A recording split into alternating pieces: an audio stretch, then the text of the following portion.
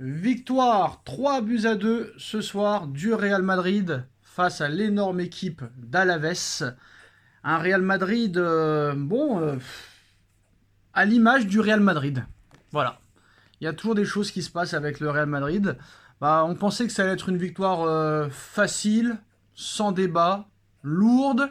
Et à l'arrivée, le Real Madrid s'est fait peur et a encaissé 2 buts en 2 minutes en fin de match, à la 85e et à la 87e. Les buteurs pour le Real Madrid, Lucas Vázquez, dès la 30e seconde de jeu sur une passe de Vinicius Junior. Lotin qui marque, incroyable, Lotin Ballon d'Or, Lotin le meilleur joueur de France, Lotin le meilleur joueur d'Espagne, Lotin le meilleur joueur d'Europe, le meilleur joueur du monde, le meilleur joueur de la planète, de la galaxie, de l'univers, du monde entier, qui a été buteur ce soir. Et en plus de ça, pas sur penalty, sur une passe décisive de Jude Bellingham. Alors tu te dis Vinicius qui fait une passe sur Vasquez, Bellingham qui fait une passe pour Lotin, et en plus de ça, Valverde qui met une passe décisive pour Rodrigo. Tu te dis, tout va bien au Real Madrid. Très clairement, là pour l'instant, c'est du velours.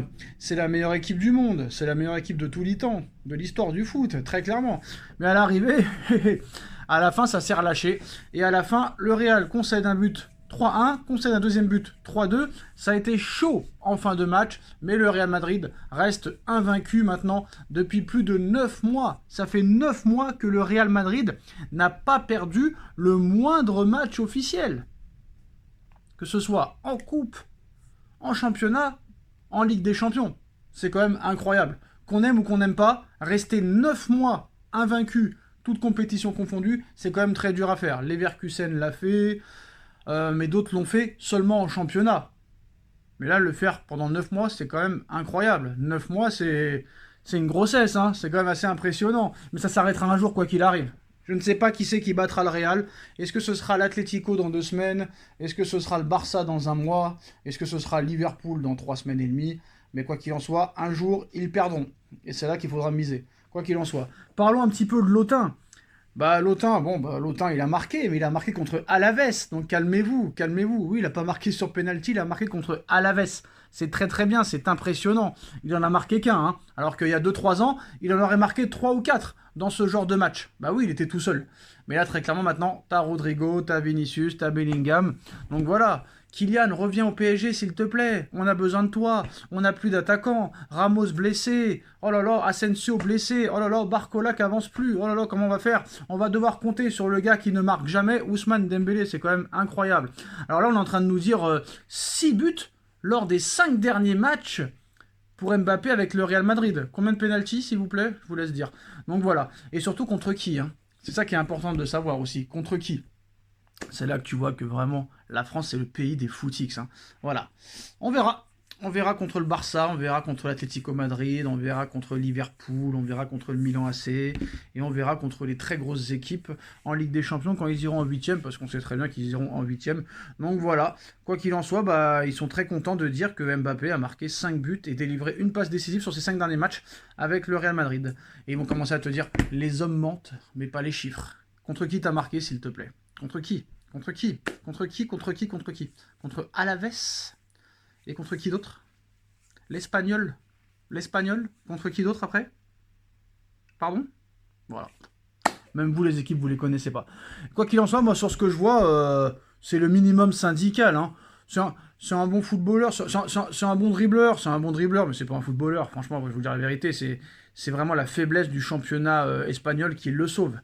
Tu m'étonnes que le mec n'ait jamais allé en Première Ligue ou en Italie. Tu verrais les défenses qu'il y a là-bas. Je pense même que c'est plus dur de marquer des buts peut-être en Ligue 1 qu'en France, hein, qu'en Espagne. Donc voilà, Lotin est le meilleur joueur du monde, on ne peut rien dire. Lotin sera sûrement Ballon d'Or, hein. Il sera même Ballon d'Or devant Vinicius et Bellingham, va savoir. Quoi qu'il en soit, il sera Ballon d'Or. C'est le meilleur joueur du monde. Il a gagné une tonne de Ligue des Champions, il a gagné une tonne de Ballon d'Or. Ah bah non, mince, il n'en a pas gagné. Bon bref, c'est comme si c'était pareil, hein. Quoi qu'il en soit, pour eux, ils ont gagné des Ballons d'Or. C'est comme à l'époque, ceux qu'on n'ont pas eu, mais quand même, pour les supporters, ils en avaient quand même, très clairement. Donc c'est le meilleur joueur du monde, hein. 0 Ligue des Champions, 0 Euro, 0 Ballon d'Or, 0 FIFA The Best, mais c'est le meilleur joueur du monde, c'est le meilleur joueur de la galaxie. Donc Lotin est le meilleur joueur du monde, on ne peut rien dire. Donc retirons le Ballon d'Or à Vinicius ou à Bellingham et donnons-lui à lui. Il est tellement fort. Il est tellement impressionnant. Le pire, c'est que ce soir, il marque un but. On dirait qu'il a mis un quintuplé, le gars. Hein. On dirait qu'il a mis un quintuplé, qu'il a gagné la Coupe du Monde, l'Euro, la Ligue des Champions, le Ballon d'Or en même temps. Hein. Très clairement.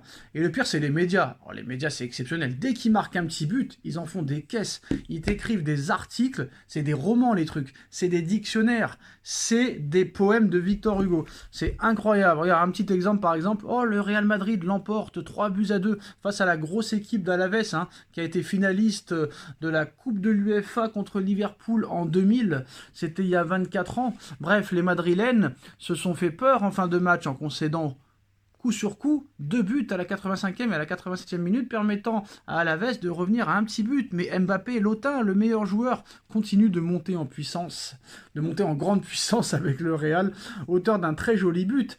Après un 1-2 avec Jude Bellingham. Donc voilà. Par contre, quand Rodrigo il marque, tout le monde s'en fout, hein. Rodrigo, ça fait des années aussi qu'il porte le Real. Rodrigo, il a déjà 2 Ligues des Champions, 2 Championnats d'Espagne, 2 Supercoupes d'Europe, 2 Coupes du Monde des clubs. Quand Rodrigo marque, le monde entier s'en fout. Et Rodrigo marque à chaque match. Quand Mbappé marque un but, c'est l'effervescence. C'est la standing ovation. Il faut lui filer le ballon d'or à chaque fois qu'il marque un but, ce gars-là. Bref, bon, tout le monde va dire Sacha, t'es anti-Mbappé, on peut plus rien faire pour toi, et nanana. Donc voilà. Bah c'est très bien. De toute façon, on savait qu'il allait marquer des buts contre Alaves, contre l'Espagnol, contre le Rayo Vallecano.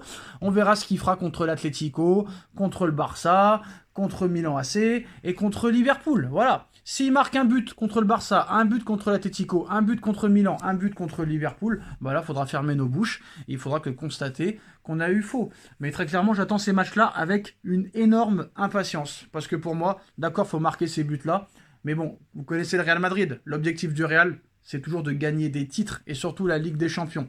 Si le Real Madrid, cette année, ne gagne pas la Ligue des Champions alors que Mbappé est dans cette équipe, ça voudra dire que ce gars-là n'a pas été décisif. C'est comme ça au Real Madrid. Au Real Madrid, tu fais demi-finale de Ligue des Champions, c'est une déception. Alors que si Paris fait une demi-finale, là, c'est l'effervescence. Hein. Mais non, le Real Madrid, c'est pas le PSG, ça on le sait très bien. Donc voilà. Donc bah, filez-lui le ballon d'or, hein, qu'est-ce que vous voulez que je vous dise? Voilà, très clairement. Puis en plus, t'as les joueurs d'Alaves qui demandent le maillot de Mbappé à la mi-temps. Alors ça, moi je suis entraîneur d'Alaves, moi je peux être un câble. Et le gars il rejoue plus de sa vie. Il rejoue plus de sa vie avec moi. Depuis quand? Tu peux demander un maillot de foot, c'est pas un problème, mais attends la fin du match au moins. Le mec il a demandé le maillot de Mbappé à la mi-temps. C'est-à-dire que pour lui le match il était perdu. Et bah la preuve qu'il était pas perdu, vu qu'ils sont venus à 3-2 en fin de match. Donc ça c'est vraiment des guignols. Ça me rappelle un PSG Bordeaux où le PSG menait je crois 4-0 à la mi-temps. Et t'as Malcolm à la mi-temps qui a demandé le maillot de Neymar. Bref, pitoyable. Ah bah voilà, on a les buts et les adversaires de Mbappé. Alors Mbappé a marqué contre le Betis Séville, la Real Sociedad, le Stuttgart, l'Espagnol Barcelone et Alaves. C'est vraiment du très lourd. Voilà les gars. Et à très vite pour une nouvelle vidéo. Tchuss.